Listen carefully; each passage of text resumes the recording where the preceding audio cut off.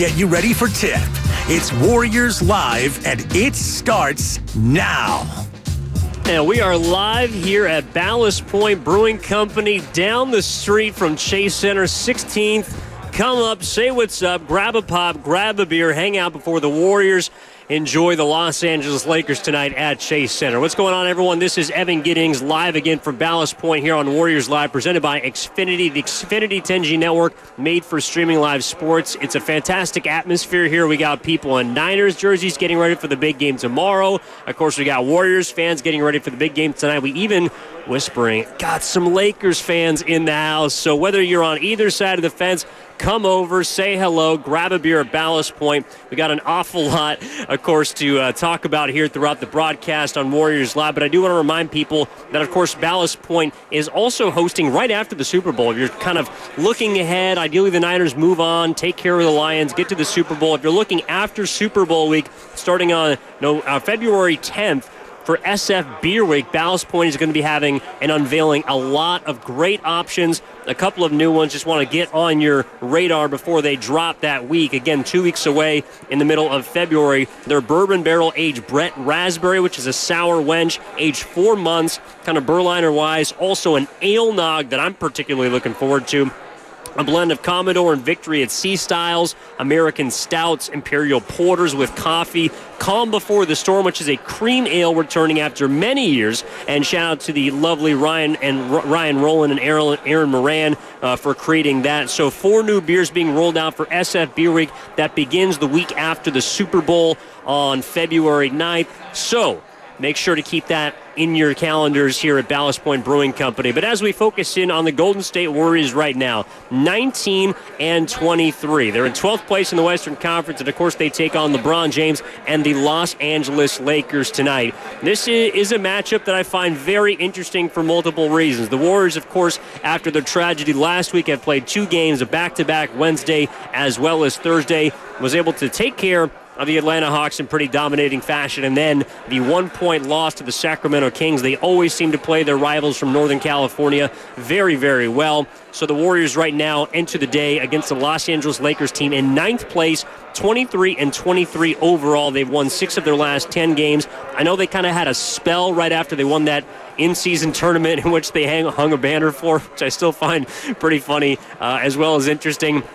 But they've been playing better basketball as of late. They've won 4 of their last 6, again 6 of their last 10, and they're a team that has typically given the Warriors a lot of fits here as of late. To me, where this thing starts, and also a couple of updates to give you, by the way, because of the tragedy and the immediate and unfortunate passing of Dejan Milojevic, assistant coach for the Golden State Warriors, the postponed games, of course, in Utah and then at home against Dallas, have officially been moved due to Decky's passing. So that game at Utah, originally slated for February 17th, is going to be on January 17th, is going to be on February 15th. And then the home game versus Dallas, which was originally supposed to be at home on the 19th of January, is going to be moved all the way down into April on April 2nd. So we'll revisit that game, of course, when it comes about. But to me, this is an interesting matchup for a couple of reasons between the Warriors as well as the Lakers, and it has to do primarily with the defense.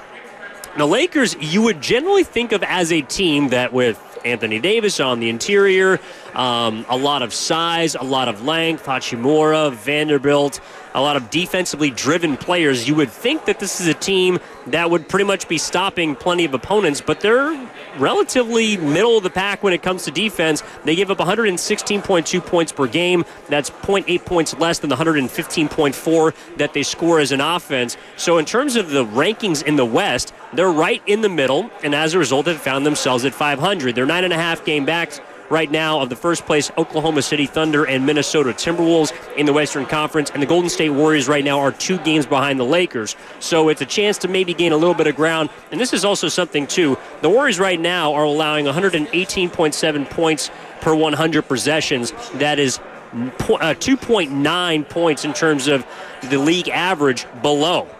So they're 24th in defensive rating. They're 22nd in points per game.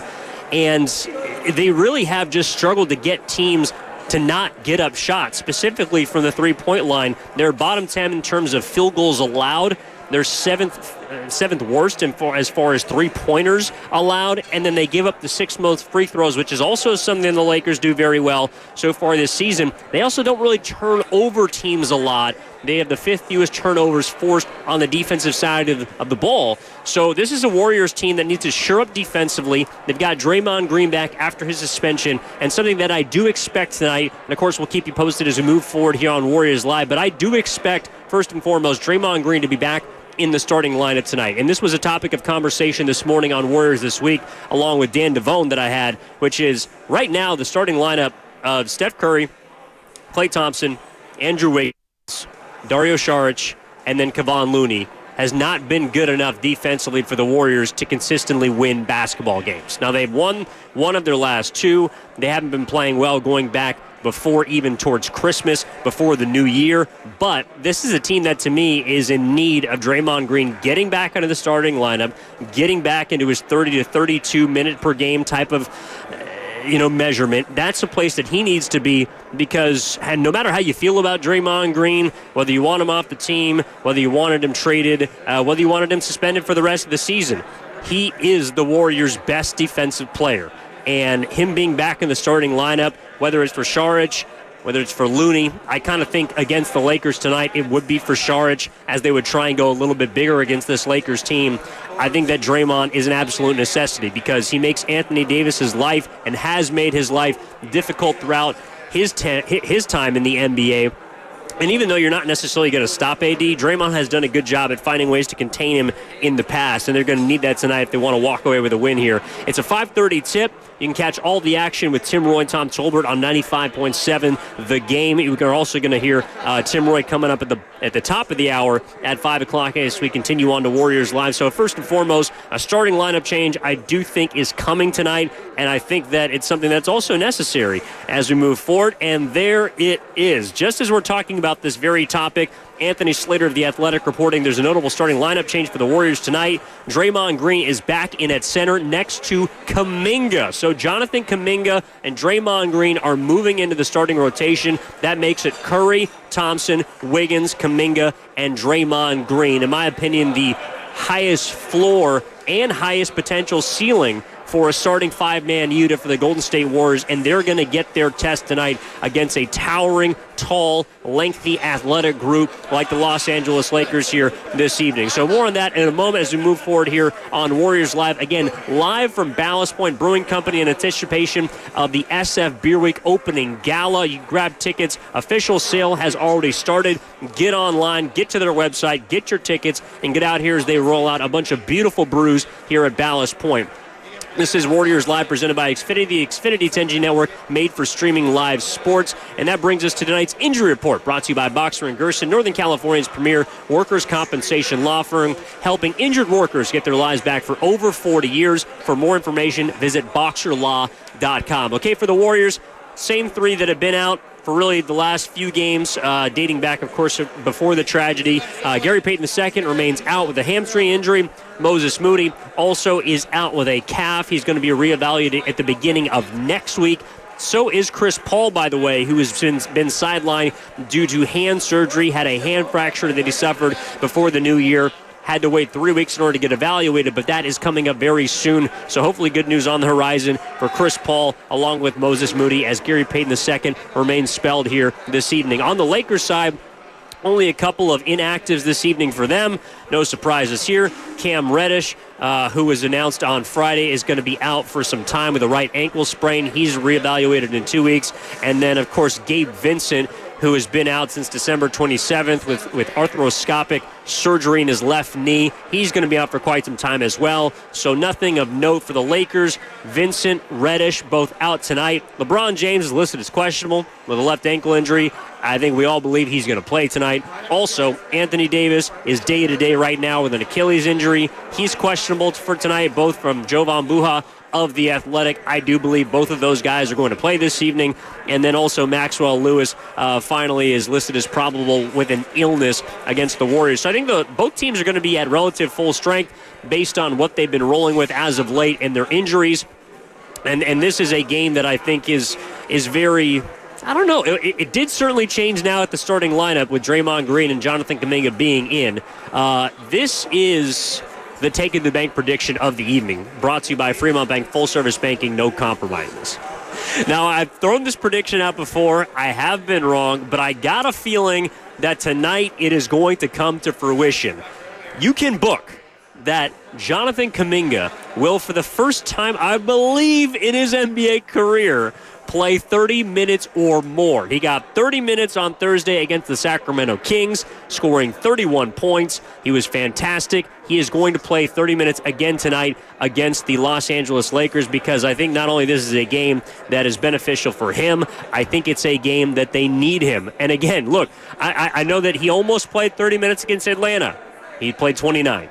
He almost played 30 minutes against Memphis. He played 29. He's been really riding almost to a second the amount of minutes that he's been playing in recent games. But this is going to be the game in which Kuminga plays back-to-back 30-plus minute games. It's going to be against Sacramento and now against the Los Angeles Lakers because of how dominant he has been as of late. You look at what Kuminga has done really in the last 5 games, about 25 points per game, shooting upwards of 65% from the floor, and where he's been dominant, ladies and gentlemen, has been in the paint.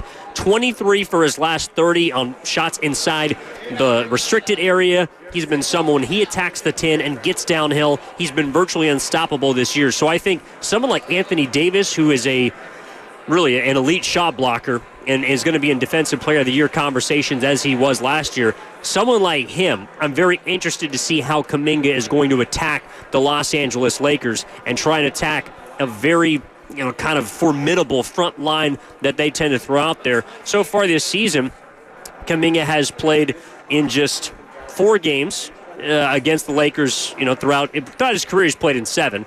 But throughout this season, in fact, I'm looking up and down here at these game logs.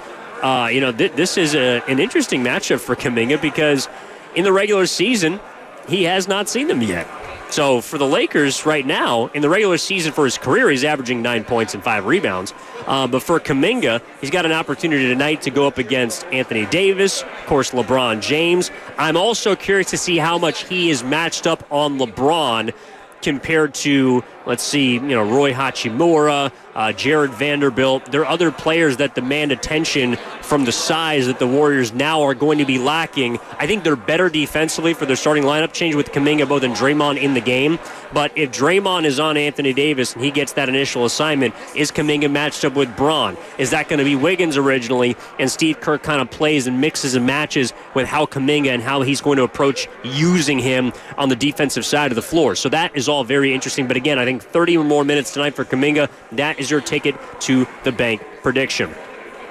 We are live here at Ballast Point Brewing Company on 95.7 The Game. This is Warriors Live, and my name is Evan Giddings. Again, a couple of minutes before we send things off to Tim Roy here at the top of the hour. 5:30 tip between the Warriors and the Lakers. Game number 43 this season for the Warriors as they try and move back to 500. Another big part of this, too, is, and as we look ahead to what's on tap, brought to you by Farmers Brewing. Have you tried Farmers Brewing yet? If not, it's time to put your lips on a Farmer. Well, what's on tap is these kind of games quietly being very important for the Warriors. And what I'm talking about is when you take a look at their schedule, you look at the game that should have been against the Utah Jazz, the game now against the Los Angeles Lakers.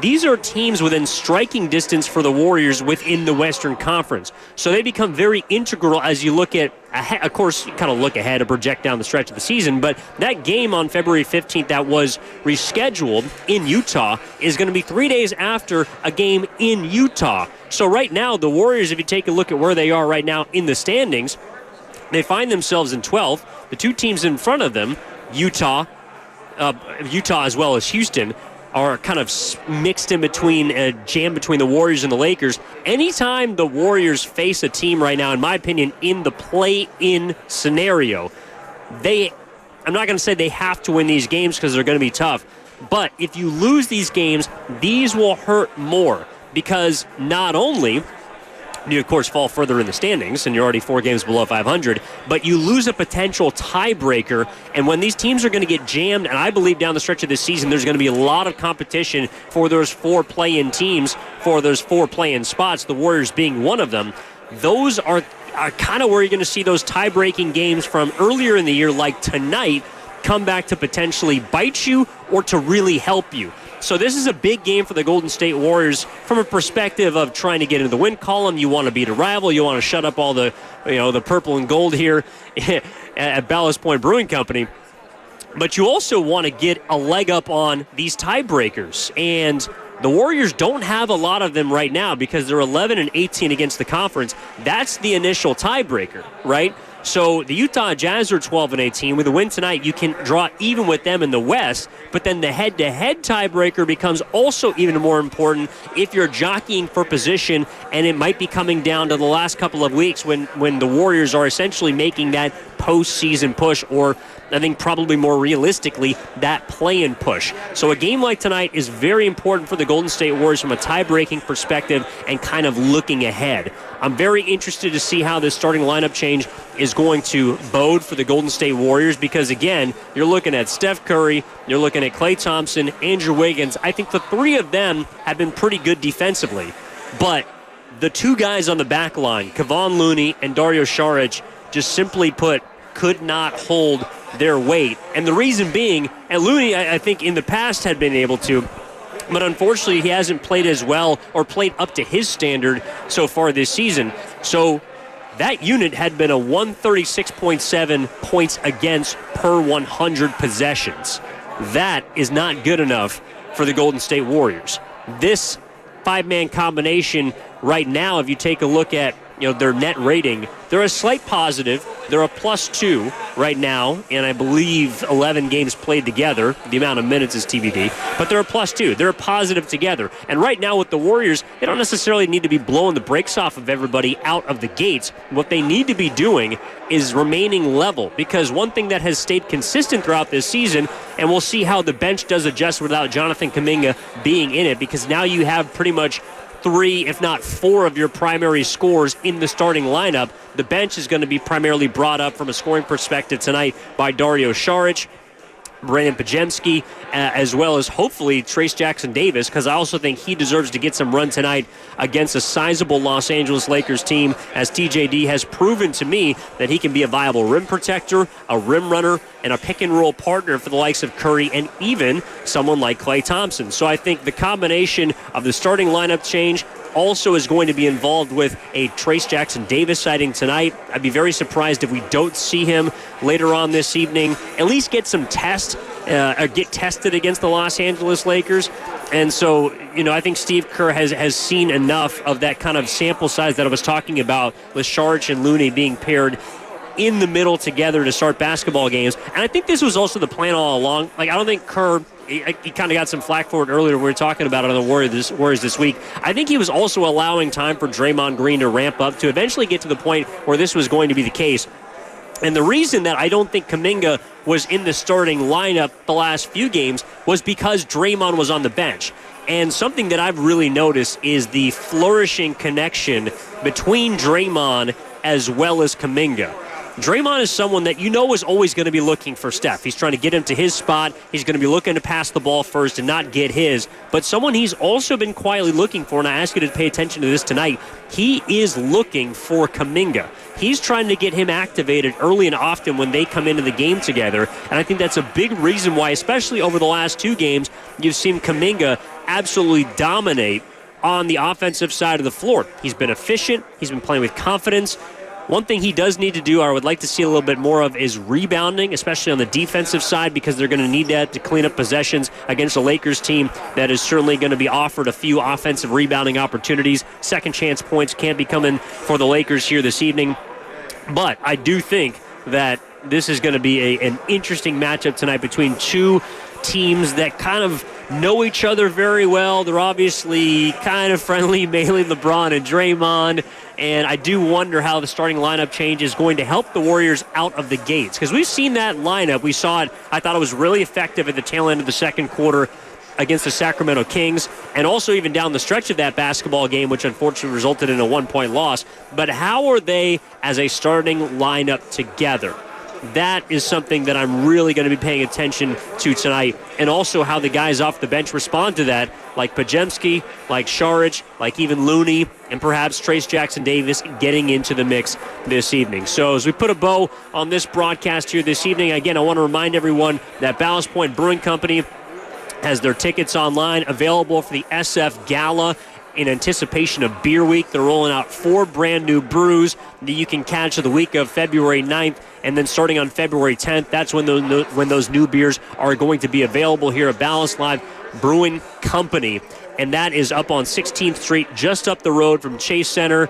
You can come up here before the game. I'll be here for around for a little bit, grabbing some food. Going to grab a beer, perhaps. We'll see. But, of course, going to be down at Chase Center. Feel free to stop on by. If you see me, say hello. Say hello to our friends here. Mike, our general manager at Ballast Point, our guy Cole. Everyone here has been fantastic and really welcoming. We'll be back here on Tuesday for our pregame show on Warriors Live, and I'm looking forward to that as well.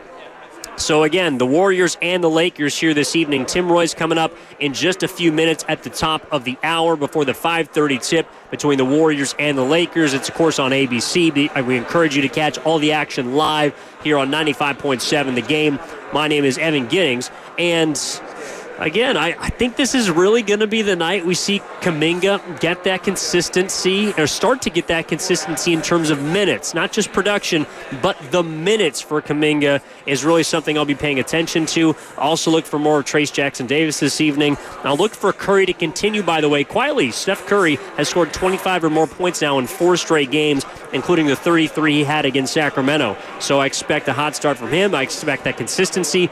Klay Thompson has generally also played well against the Lakers at home as well as in Los Angeles against his dad's team. His dad's on the radio crew here, so I'm sure he's got something for his pops, Michael. But we are looking forward to that basketball game and appreciate you tuning in to this edition of Warriors Live, again live at Ballast Point Brewing Company here up on 16th Street, just up the road from the Chase Center. I'll be talking to you after the game on Warriors Wrap-Up. Looking forward to taking your calls and text messages at 888-957-9570. We hope you enjoy the game. Have plenty of takeaways from another big matchup between the Warriors and the Lakers, California rivals. That's what's coming up at 5:30. But next, we send things out to Tim Roy as we put a bow on this edition of Warriors Live presented by Xfinity, the Xfinity 10G network made for streaming live sports. My name is Evan Giddings. We'll talk to you after the game. Visit Friedman's Appliance in Pleasant Hill to see the full selection of Monogram appliances. At Monogram, it's not just one detail, it's many. You can preheat your oven using voice control or check how much time is left in your dishwasher cycle with your phone.